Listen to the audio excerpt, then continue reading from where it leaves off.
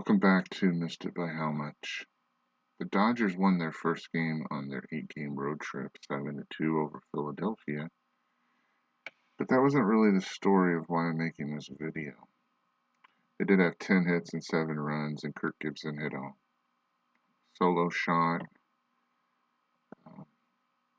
A big play, and they have a strong pitching performance behind Ramon Martinez, even though he had minus stuff. There's something else I want to talk about. In the 5th inning, up 4-2, Ramon ran into some trouble pitching, and he had a bases loaded situation in which he walked in a run to make it 4-2, and still had the bases loaded with 2 outs, but he wiggled out of it by getting Vacher. So it was still a close game. I didn't have some of my pitchers available in the bullpen. Fortunately, he got through the 6th, 1, 2, 3. And then in the 7th, after getting the bottom of the lineup out, I pulled him. The reason I did that was I wanted the top of he had gone through the order 3 times, and he had gotten us to the point where we only needed 8 outs to win the game. And I had 2 of my 3 left-handers available, and the top of the Phillies lineup is left, left, left, left. I don't know if Vacher is left-handed, but I wasn't really worried about him. It's these top 4 guys. And the worst thing about those 4 lefties is they cannot hit left, left, left, and left very well. We're guilty of the same thing. In yesterday's game, Murray switch hits, left, left, left, left, switch hitter, before we get to a fully right-handed hitter. But the difference is Murray can hit left-handers. Daniels excels at hitting left-handers. Scioscia, Gibson supposedly better against lefties than righties. And Harris has played better against lefties than I expected. And so I had coordinated it where I was going to use these lefties to help us get to the 9th inning, get through this tough part of the lineup, the top of the lineup, against Philadelphia, using Walsh first to get through the 7th. And he got the 2 outs I needed. He got Dykstra and Kruk, both on groundouts. And so he went to the 8th, still 4-2, and I was wondering, Walsh, hold on to Walsh, let him get another, go after the next 2 at-batters, or I had Searage available. Poole was out. And in the 8th, something strange happened. I didn't expect to get a run. We didn't think anything of it. Gibson got a single, and Harris hit into a double play. So there's 2 outs. You think the half inning's over. Javier gets a single, though. Sharperson got a poor play from the third baseman and reached. So you had 2 on. With Samuel up, you're near the very bottom of the lineup, and he walked. So the bases are loaded, and they bring in a lefty. And the bases are loaded with my left-handed pitcher, due up, Walsh. So I'm in a situation where I can take Walsh out, but then I'm down to 1 left-hander, and I still have to get 6 outs. Where if I hit for Walsh, for sure, I'm going to the lefty to face the next 2 guys in the lineup who are left-handed. I believe it's Dalton and Hayes. And I would need him for that. And if the pinch hitter doesn't get a hit, it's still 4-2. And those guys can tie up the game or get us in a situation where I'm feeling very nervous about getting these last 6 outs. When you're on the road, it's a lot different than playing at home. So I'm considering just letting Walsh go. He's an automatic out. His OPS is like 200. So there's no way he's getting a hit, and we leave the bases loaded, and it's still 4-2. Or Vizcaino, who's supposed to be good against lefties, had good numbers, and I waffled. I finally decided to let Vizcaino hit, and he came through with a walk. That forced in a run. Not only did it do that, it flipped us back to the top of the lineup and let Murray hit, and he got a base hit, which scored 2 more runs and blew it open.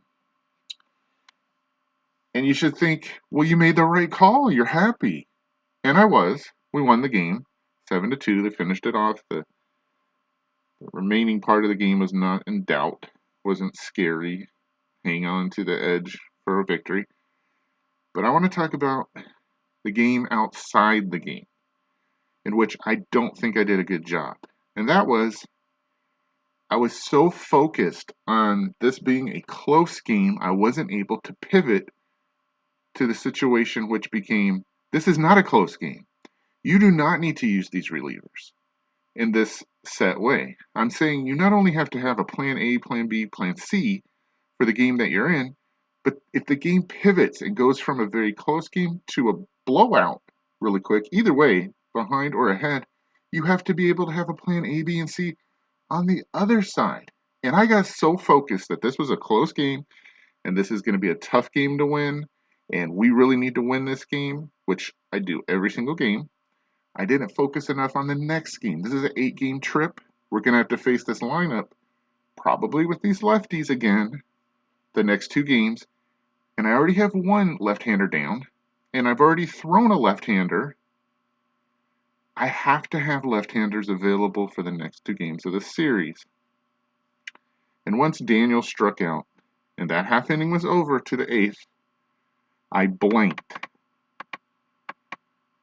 And I put the other left-hander in when he wasn't needed.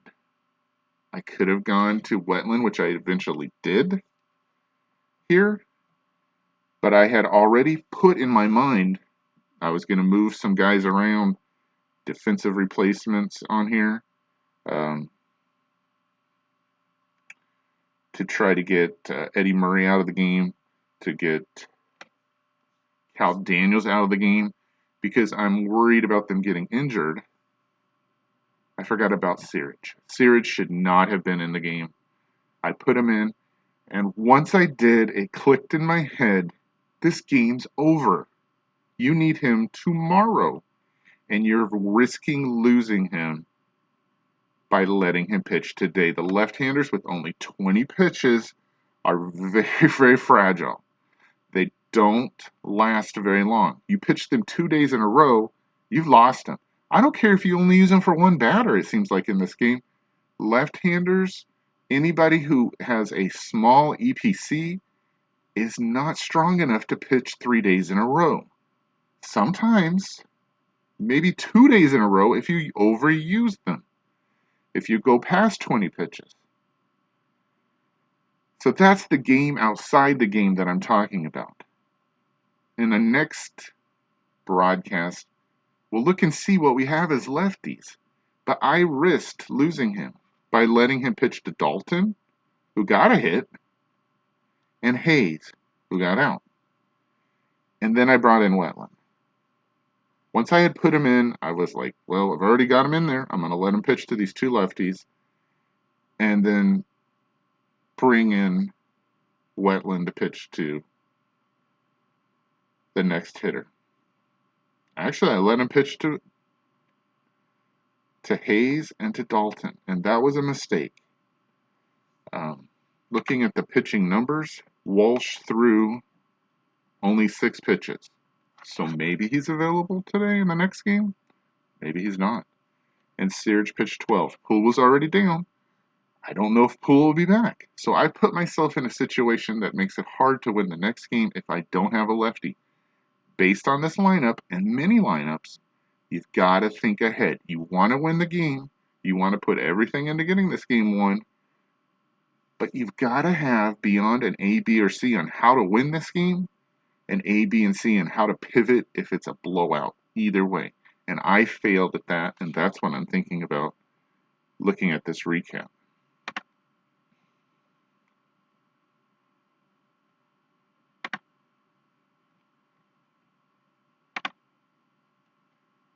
The Dodgers are now 15-9. Still lead the division by 2 games now over Houston. And we're going to take a peek at May 5th's game and see who's available in the bullpen.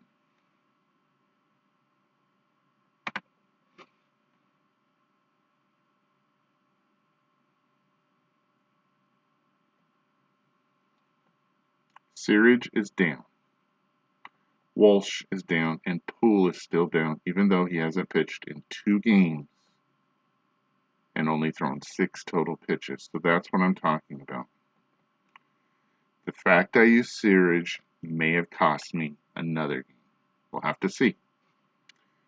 But that's what I'm talking about in the game outside of the game. Unless you're playing for the last game of the World Series, you have to be thinking about the next game and setting yourself up into the best position to win. And now I have no lefties.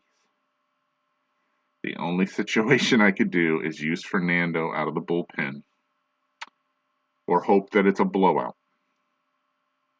We'll find out next time on Missed It by How Much. Thanks for watching.